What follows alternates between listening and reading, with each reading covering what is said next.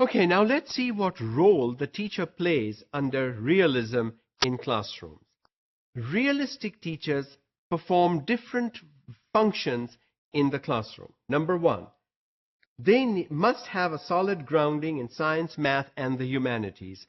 So it's not just focusing on the sciences, or it's not just focusing on the math, because realists believe that 21st century living encompasses a lot of areas. They make sure that the teacher is well versed in all the areas, because when a student questions about something, the teacher should not say, oh, this is not my area of expertise, or I don't know about this. The role of the teacher is to satisfy the inquiring mind of the student. Next, these teachers rely on test scores to place students. So competency testing of students with various methods. These teachers will rank students, will say you are good, you are weak, you are poor, you pass, you fail. That's not good enough. Okay, if a student is not doing well in my classroom, is failing, what should I do now? Simply looking at a test result and saying you failed does not help the student. But that is what the realist teachers do, because that's what they see as real. You failed, so you failed.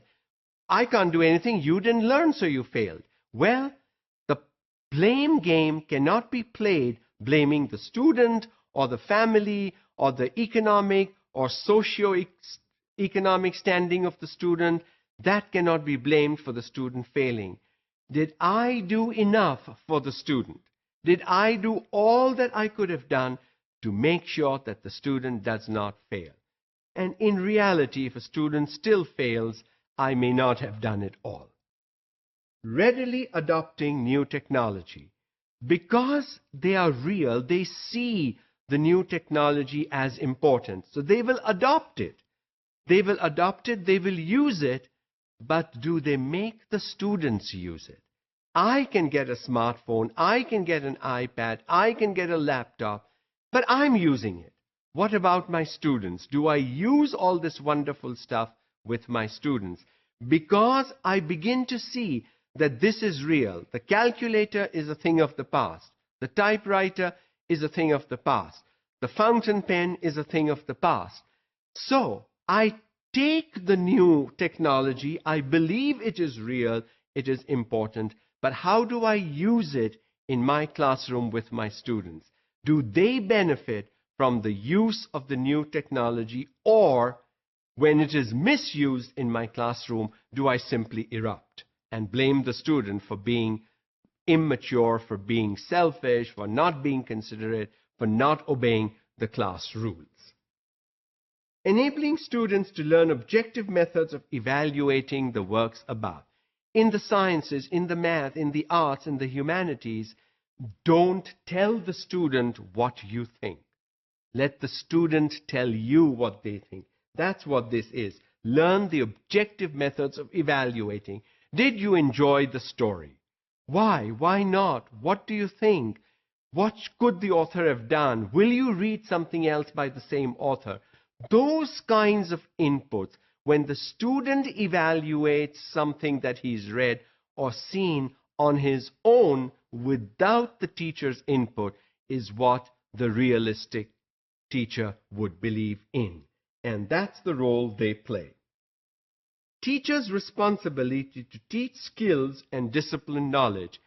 It is my responsibility to teach skills and content knowledge in my discipline. Whether I teach math or science or English or whatever I teach, content knowledge I have to teach. But I teach to a certain extent, and then I involve the students to a larger extent.